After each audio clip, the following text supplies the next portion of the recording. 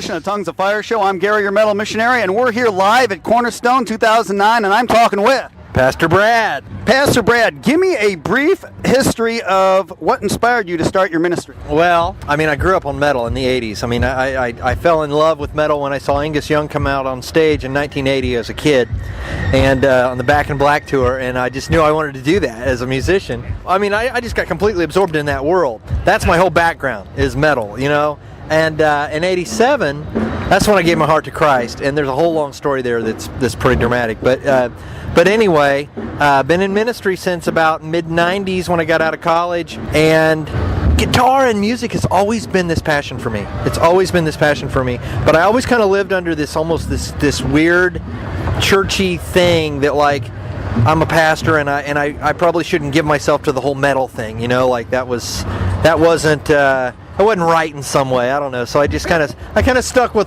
being a pastor, you know, and but it just kept growing. It just kept tugging on my heart. And in the early part of the 2000s, I learned about home recording, and I started figuring out how to record myself, and all this pinned up metal and creative juices just started spilling out in songs, and I started recording them, and I created the website guitarjams.net. And I thought, okay, this is going to be a hobby. I'm going to share it with, 5 or 6 of my friends, and that's it. And the more I wrote, the more I recorded, the more I learned about how to make it sound better and all that, the more people began to be drawn to it, the more God had started to open up opportunities to share it. And it just morphed into this thing to where now, I'd say about 2 or 3 years ago, I was real stressed out between being a pastor and music and everything that was going on. And I wrote this note to my email fans, or my email base, and I said, you know what, guys? I need to back off. I need to focus on my congregation here, blah, blah, blah.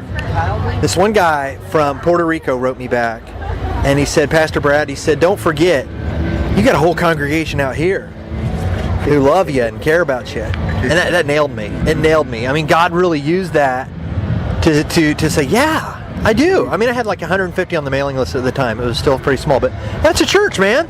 So I was like, all right, I got to do this. So about that point, that was one of the times at which I said, okay, God, whatever you want to do with it, let's do it.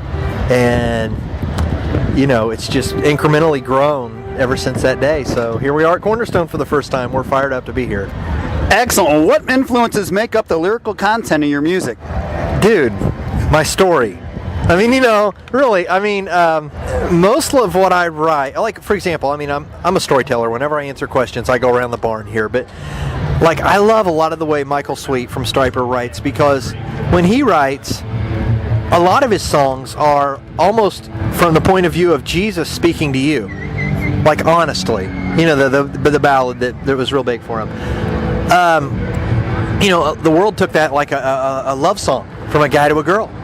But it was really written from the perspective of Jesus to us, which is pretty awesome. That's cool. I don't write like that, though. I write like, sort of like what I am, which is I'm a metalhead who got saved, and I'm a preacher. So I'm sort of proclaiming some truth in every song. He's the way, the truth, and the life. The invitation, Christ will lift you up, and he'll never let you down. And then the verses are all kind of come out of my experience and just talking about, in some way, how God's impacted my life, So that's kind of where the inspiration comes.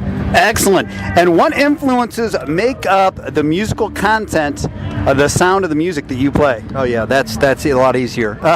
Not easier, but it's more straightforward. Let me just say, Kiss, AC/DC, Judas Priest, Iron Maiden, Scorpions, that's it.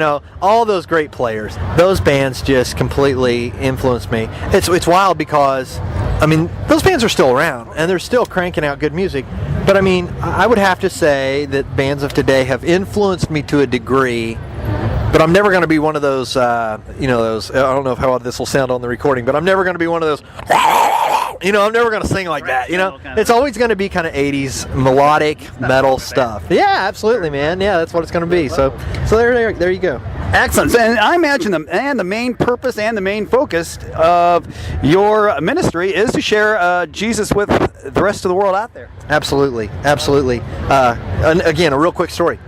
I went to a class reunion from high school, and when I left high school, I was anything but a Christian. Anything. I mean, you know what I mean? I was a hood party hound. You're a party man. That's right. And so I come back and I'm a pastor.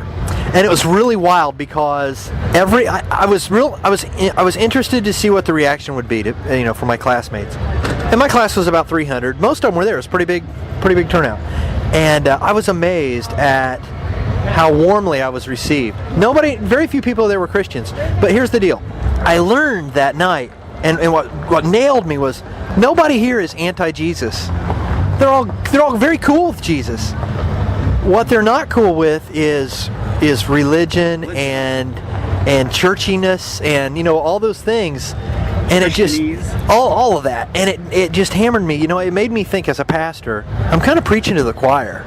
You know what I mean? And that was just another one of those little steps in the journey of God saying, dude, you got to get out there. You got to get out there and do your thing, and get out there where people who potentially really need to know that Jesus loves them. Yeah. Exactly. And who maybe haven't heard it 1,000 times sitting in the pew. Need to hear it. Technically, that's the way you wanted to come across to them too, and that's what you wanted to relate to them. Absolutely. I want them. Hey, there's nothing new about that. I mean, or about what any of these bands are doing. We've all been influenced by the music we loved growing up, and so we want to use that as kind of like the hook. And it's not a gimmick. I mean, it's from our heart. We love it. We love the music. But then as they get drawn in by the music, absolutely we want them to hear that message of God's love. Yeah. Excellent. How did the recording process go for this album that you put out recently? They're all the same, to a degree, because my studio's in my home, and being a solo artist, I play everything. Except for drums. I use a lot of loops and stuff for that, but it's funny. I write the song sitting on my couch using my acoustic, hanging out with my kids watching SpongeBob. I get an idea and I go up and I drop the idea in the computer, and then I come back and I start putting it together. And a lot of times I have no lyrics. I just have a hook, an idea. I'll start writing the drum track because that's kind of what holds it all together for me. And I kind of write the song while I write the drum track in my head. And so whenever I write a drum track, I have to record the rhythm guitar that day, or I'll forget it. So when I get a hook, that's a song for me. I do the drums, I lay that rhythm guitar, then I start building everything around that. And inevitably, for me, the melody and the lyrics on the songs that or the lead guitar parts, whatever, that always comes last. So that's kind of how I do it, and just produce it there in the bedroom, man. It's pretty cool. Excellent. How has your response been here to your music and your message at Cornerstone? So far, it's been great. I mean, I've really enjoyed the whole experience with Sanctuary Stage. I had no idea what to expect. Not a ton of people yet. I didn't get on the list. So like everybody at the program, they don't even know I'm here. Which is pretty wild. But what's very cool, and God just kind of opened this up for me. I'll pick that in a minute. I got the slot for tomorrow at 1, which is just cool. So I kind of got to do a real nice kind of commercial today. Play. Say, hey man, come back tomorrow. Bring your friends. So it's good. It's all good. Excellent. Well, you have, I'm sure, a place where we can go to keep up on new releases, tour dates, and other information. Absolutely. GuitarJams.net. That's the place to go. You can learn everything you want to know about me, the music I've got out there, and most importantly, as I said in my show, and I'll say every time, I'm on a mission. I want to reach people, and I know that hey, music is a very personal thing.